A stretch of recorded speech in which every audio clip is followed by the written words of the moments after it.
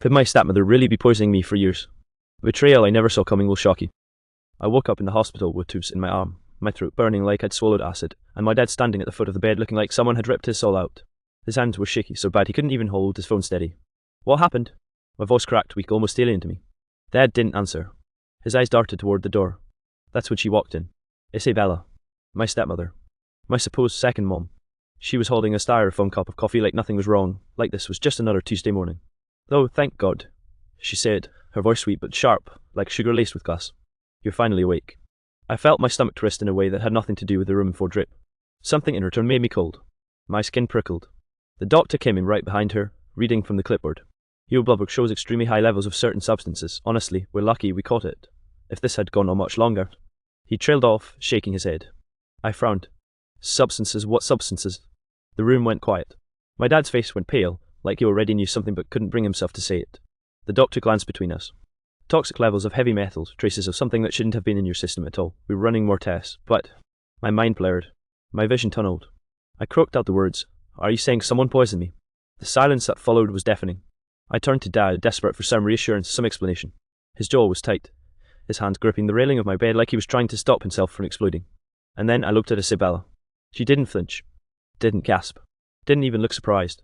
Instead, she tilted her head slightly and gave me that same smile she always used whenever she thought she had the upper hand in an argument. It was a smile I suddenly realized I'd seen 1,000 times before. "You must be mistaken," Isabella said smoothly to the doctor, her voice dripping with fake concern. "There must be a mix-up with the tests, right, honey?" She looked at Dad, not me. Dad didn't answer. The walls of the hospital room closed in. My chest tightened. All at once, fragments of the past few years slammed into me like a freight train, the constant stomach aches, the fatigue no doctor could explain, the nights I woke up choking from acid in my throat, the hair that had started falling out in clumps. I had thought it was just stress. Just my body failing me for some cruel, random reason. But now I was staring at the woman who might have been behind all of it. I tried to sit up, but the Roman 4 tugged at my arm and I winced. My voice came out louder, raw, breaking. "Dad, tell me this isn't what I think it is. Tell me she didn't." "Stop," Isabella snapped, sharp enough to slice through the room.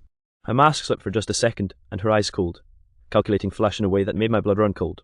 Then she quickly plastered the sweet smile back on, but it was too late. I saw it. The doctor cleared his throat awkwardly. "I'll give you some time." He walked out, leaving the 3 of us in that suffocating room.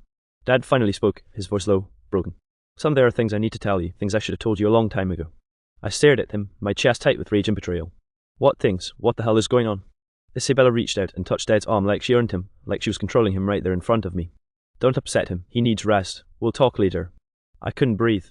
My own stepmother might have been poisoning me for years, and now she was standing here acting like I was the problem. Acting like she could silence me the same way she always had.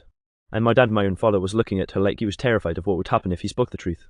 I whispered, barely able to get the words out, "Dad, please don't tell me you knew." He looked at me, tears in his eyes, lips trembling, but no words came out. And in that silence I got my answer.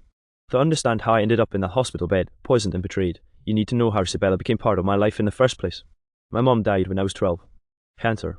Watching her waste away in that hospital room broke something inside me I didn't think could ever be fixed. My dad was wrecked. For months he barely spoke, barely ate, barely looked at me. It was like we were both drowning in the same ocean, but he stopped trying to swim. Then, about a year later, Isabella appeared. She was this polished, confident woman my dad met through work. She was a project manager at his firm, and from the start she seemed too perfect, always smiling, always asking about me, always presenting herself like she just wanted to help us heal. At first I was relieved. Dad was finally smiling again. He'd shave, wear clean shirts, crack a joke once in a while. I remember thinking maybe she saved him. Maybe she was saving us. She would cook us dinners, neatly plated with salads and sides, everything Instagram worthy. She insisted on taking care of us. At 13, I didn't question it. I thought it was nice. "Eat up, sweetheart," she'd say, sliding a plate in front of me with that bright smile. "You need your strength." And I did eat. Because I wanted her approval. Because Dad looked so happy when I did. Because, deep down, I was starving for any scrap of normal. Looking back now, I realize I don't remember ever not feeling sick around that time. Stomach aches became routine. Headaches that wouldn't go away. I thought it was puberty, hormones, maybe grief. Isabella always had explanations. "Oh, it's probably stress, honey. You just don't drink enough water. Your mom used to worry too much about you too, you're fine." And Dad, God, he believed her every time. By the time I turned 15, Isabella had officially moved in. That's when the rules started. Don't leave dirty dishes in the sink. No video games until your homework is done. If you're not hungry, you still need to eat something I made. On the surface, normal stepmom stuff. But the way she enforced it was sharp. Cutting. Like every small mistake was proof I was ungrateful. There were moments that should have been red flags. Like the time I complained of nausea at dinner and pushed my plate away. Dad looked concerned. but Isabella leaned across the table, her voice suddenly ice cold. Do you know how insulting it is when you don't eat the food I make? I spent hours on this, hours. Dad tried to smooth it over, but I caught the glare she shot me. A glare that said, don't test me. Another time, I woke up at 2 a.m. and wandered into the kitchen for water. She was there, standing in the dark, stirring something in a pot. When she saw me, she jumped like I'd caught her committing a crime. Then she laughed too quickly, too loud, and said, just making tea, couldn't sleep. I wanted to believe her. I forced myself to believe her, because she was all my dad had left. And I thought if I caused trouble, I'd lose him too. By the time I went to college, my health had tanked. Constant fatigue, unexplained weight loss, stomach pain that sent me to urgent care more than once. Doctors ran tests, shrugged, and labelled it stress. I called home one night, crying from my own bed, telling Dad I couldn't keep up with classes because I was always sick. He passed the phone to Isabella. Honey, she said, her voice syrupy and soft, you're stronger than you think. Don't let a little stomachache ruin your future. Drink the care package tea I sent. It'll help. And I did. I drank every last drop of those carefully packaged jars she labelled herself. Because I trusted her. Because I had no reason not to. It wasn't until years later, after countless nights of vomiting, after ER trips where they thought it was food poisoning, after my hair thinned so badly I wore hats every day, that the truth started bleeding through the cracks.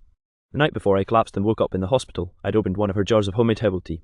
It tasted metallic, bitter in a way I couldn't explain. I remember thinking, this is off. And the next thing I remember was waking up in that hospital bed, staring into Isabella's eyes, finally realising that all those little things I ignored weren't coincidences. They were warnings. And I had missed every single one. The moment it all hit me was worse than any nightmare I'd ever had. I was sitting in the hospital room, my body weak, my chest still tight from panic, when the doctor returned with the test results. Look, he said gently, placing a folder in front of me. We ran comprehensive toxicology panels. You've been exposed to chronic heavy metal poisoning, mercury, arsenic, small amounts of lead, but there's more, traces of prescription drugs that were never prescribed to you. We've also found compounds that suggest long-term ingestion over months, maybe years. My hand shook violently as I flipped through the pages. Charts, lab results, notes in clinical language that boiled down to one horrifying truth. Someone had been deliberately making me sick. I glanced at Dad, expecting anger, disbelief, anything. But all I saw was fear. Pure, paralyzing fear. Son, he whispered, his voice cracking. I didn't want to believe it either. But it's Isabella. She's been giving you things over and over for years. I couldn't breathe. My vision blurred. My hands clutched the edge of the hospital bed. Why would she do this? Dad couldn't answer. He just shook his head like it was too much to even think about. Then it hit me, the pieces I had ignored, the gut feelings I buried deep because I didn't want to lose him. The night she stood over the pot at 2 a.m, the teas, the insistence that I eat when I wasn't hungry, the relentless control over everything I consumed. It wasn't care. It wasn't concern. It was calculated. I could feel my anger rising, coiling in my stomach like a live wire. My body had been under siege for years, and she had smiled the whole time. And it gets worse. The lab had also traced some of the substances back to a third party, one of Isabella's old colleagues. She had orchestrated everything meticulously, involving someone she trusted to cover her tracks. Every doctor's visit I had, every test that came back inconclusive, every night I woke up nauseous, it was all part of a deliberate plan. She involved someone else? I asked, my voice breaking. She didn't do this herself. Yes, the doctor said solemnly. She made sure it wouldn't be obvious you were in and out of hospitals, misdiagnosed, treated for stress. She knew exactly what she was doing. I slumped back in the bed, a mix of horror and rage boiling through me. My stepmother had engineered my illness, manipulated my father, and used someone else to make sure the evidence couldn't be traced back to her easily. Every ache, every exhaustion, every lost day of school or work, it was intentional. Then came the gut punch. The nurse had accidentally left Isabella's bag in the room while grabbing something from the counter. Inside, hidden beneath innocuous-looking bottles, were vials of chemicals labelled with handwriting that matched her meticulously kept journals, jars she had sent me, tea she had insisted I drink, supplements she had recommended. I stared at them in disbelief. My hand shook as if the truth was burning through my skin. This wasn't just betrayal. It was sociopathic, predatory cruelty, executed over years with surgical precision. Dad's face crumpled. I thought she was helping us. I really thought she was saving me, saving you. I wanted to scream. I wanted to hit something. I wanted to hurl every word I'd ever said at him and at her. But mostly, I just felt hollow. Hollow and violated. And then a text popped up on my phone, my best friend from college. You need to check your bank statements. Look at what's coming out of your account. I did. Transactions I didn't recognize. Withdrawals I didn't authorize. I didn't sleep that night. My mind raced, replaying every pause in tea, every dismissive smile, every moment of pain she had caused me. By morning, I had made a decision. I was done hiding, done letting fear paralyze me. I needed to confront her. I went to the house with Dad by my side. The air outside was heavy, oppressive, like it knew what was coming. Every step toward the front door made my stomach churn, part dread, part rage. She was in the kitchen when we arrived, humming a tune I had once found charming. I stopped in the doorway. My chest tightened. Morning, she said brightly, turning to face us. Her eyes, so often warm and cunning, flickered with calculation. I swallowed hard. We need to talk, I said, my voice low and dangerous. She tilted her head. About what, sweetie? I didn't waste a second. About all the times you made me sick. About the teas, the supplements, the chemicals. About poisoning me. Her expression didn't change. She smiled, soft and patronizing. Poisoning you, that's a pretty serious accusation. I felt a flash of pure fury. I have the tests, Isabella, blood work, lab reports, even your vials. I know everything. Her smile faltered, just for a second. Then it returned, sharper, colder. Everything, or maybe you only know what you want to believe. Dad stepped forward, voice shaking. Isabella, we know, the hospital told us. The police, She laughed. It was short, cruel, terrifying. The police? You were going to call the police on me? Over what? A few herbal teas? I lost it. You ruined me. You stole my health, my trust, my life. You made me sick for years. How could you do that? She finally dropped the mask. Her eyes glinted like steel. Because I could. You were weak. Always whining. Always stressed. I helped your father and yourself by controlling things. Don't be dramatic. Every word she spat felt like a blow. I took a step closer, my hands trembling but ready to fight. You're a monster. Her laugh was sharp, venomous. Call me what you want. The world is full of idiots who trust people too easily. And you were my project. Nothing personal. I wanted to scream, to hit her, to shake her until she felt a fraction of the pain she inflicted on me. But Dad stopped me. He put a hand on my shoulder, shaking. By the time the authorities arrived, we had gathered all the evidence. Vials, tea jars, bank statements, lab reports. When the police questioned her, the charming mask slipped entirely. She sneered, shrugged, and finally admitted parts of her scheme. It's not illegal to care, she said coldly. I just wanted to help him be better. But the evidence was overwhelming. The financial manipulation, the chemical exposure, the documented purchases of toxic substances, the emails arranging their consultant to cover her tracks, it was all there. The community was horrified. Friends of the family whispered in disbelief, neighbours avoided her on the street. The school where I had studied reported unusual absences that lined up perfectly with her manipulations. Every person who had trusted her felt betrayed. Dad was shattered, guilt etched into every line of his face. I should have seen it. I should have protected you, he said, broken. I wanted to hate him, but the anger I felt for Isabella was too sharp, too consuming. Isabella faced legal consequences almost immediately, criminal charges, restraining orders, financial penalties. Her name became toxic in every social circle she had infiltrated. And as for me, the physical damage she had caused couldn't be reversed overnight. Months of therapy, medical treatment, and emotional healing awaited. But standing there, finally exposing her, finally seeing the monster she truly was, there was a tiny spark of relief. I hadn't been imagining it. I hadn't been crazy. Some wounds run deep. Some betrayals leave scars that never fully fade. But at that moment, I felt a flicker of power.